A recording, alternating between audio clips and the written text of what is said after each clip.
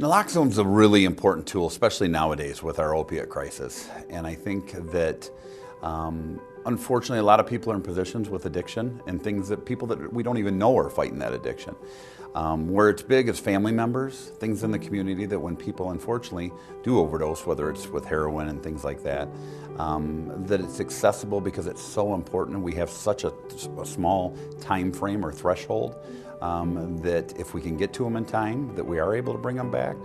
So a lot of times first responders aren't there real quickly. So if we have it, whether it's community or family members, things like that, it makes it very important for that time to be able to bring them back for them to survive. Well, naloxone is incredibly important. It saves lives first and foremost. We've carried that in the law enforcement first responder community for some time. Now that it's able to be in the hands of family members who have children or loved ones that are addicted to these opiates, it interrupts the effects of an opiate overdose and it buys time. And what that does is by having this naloxone available and by administering naloxone, it gives that much needed window for first responders to get there, seek treatment, and get these folks to the hospitalization. So it's just a great tool. It's extremely important for someone assisting with the administration of naloxone to call 911 because we need to get help on the way immediately. The medication really stops the overdose.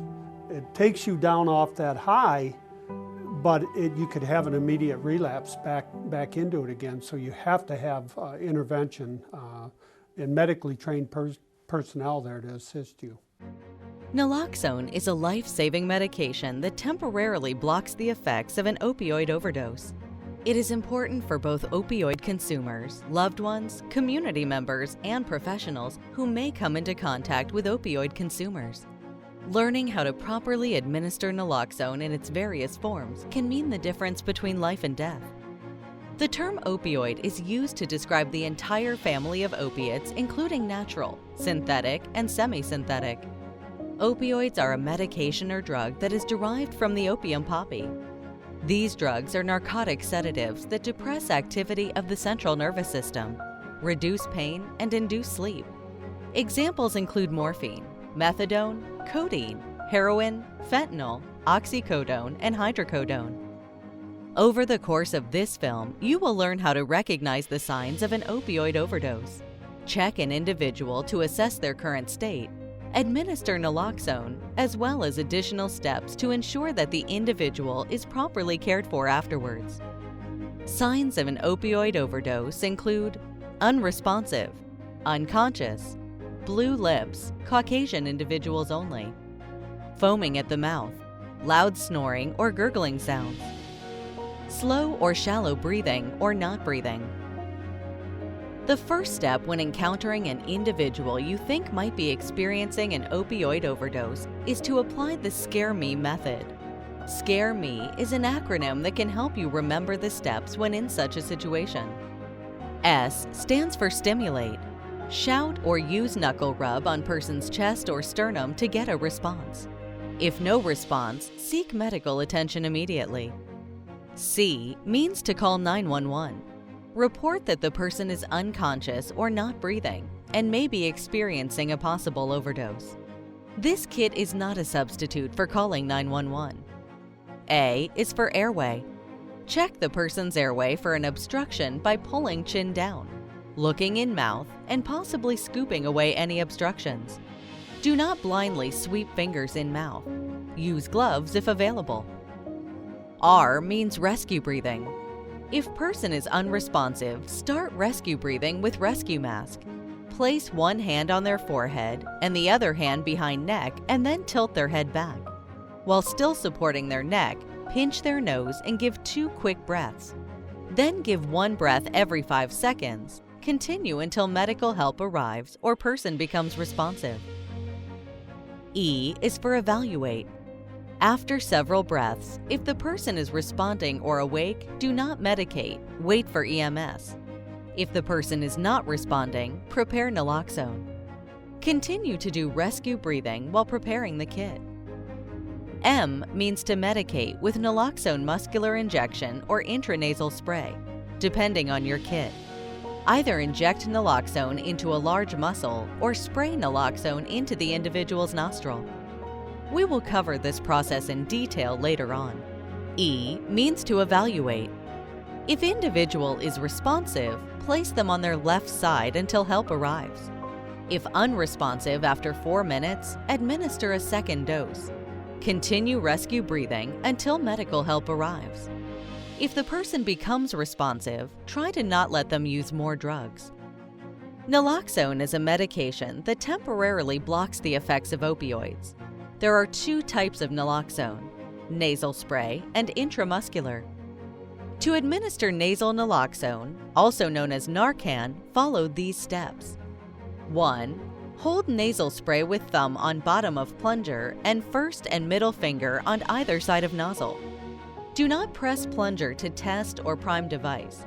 Doing so will be wasting all of the dosage. 2. Tilt person's head back and provide support under the neck with hand. 3. Gently insert tip of nozzle in one of the nostrils until your fingers, positioned on either side of device, are pressed up against the person's nose. 4. Administer dosage and remove nozzle from the nostril. 5. If no reaction in 3 to 5 minutes, give the second dose opposite nostril and continue rescue breathing. When administering intramuscular naloxone, follow these steps. 1. If person is unresponsive or breathing less than 10 times per minute, administer a few quick breaths before injection. 2. Use syringe provided with your naloxone kit, a 1 1/2 inch intramuscular needle. 3. Pop off the orange top vial. 4. Draw up 1 cc of naloxone into the syringe. 5. Inject into a large muscle. The upper thighs or upper shoulders are the best locations. 6. After injection, continue rescue breathing 2 to 3 minutes. 7. If person is still unresponsive, administer another dose of naloxone to a different injection site and continue rescue breathing. If the second dose does not revive them, they may need additional dose, or they may not be experiencing an opioid overdose. 8. Once naloxone has been administered, continue rescue breathing until help arrives, or the person becomes responsive. Naloxone lasts between 30 to 90 minutes in the body, while the effects of the opioids may last much longer. It could wear off while the overdose is still present and require an additional dose of naloxone. It is important that someone stays with the person until medical professionals can take over. Remember, SCARE ME stands for S. Stimulate, C. Call 911, A. Airway, R. Rescue breathing, E. Evaluate, M. Medicate, E. Evaluate or support. Kit maintenance. Store at room temperature and keep out of direct sunlight. If your kit expires, return to your nearest naloxone provider for a free replacement. Naloxone kits are available throughout the community through partner organizations. Knowing how to recognize a potential overdose and properly administer naloxone can save lives. By following the steps laid out in SCARE ME and preparing yourself with a naloxone kit, you can do your part to help someone in a dire situation. If you or someone you know is in need of mental health and substance abuse treatment or recovery services, please call the Region 10 Access Center to access services in your area. 1-888-245-4447.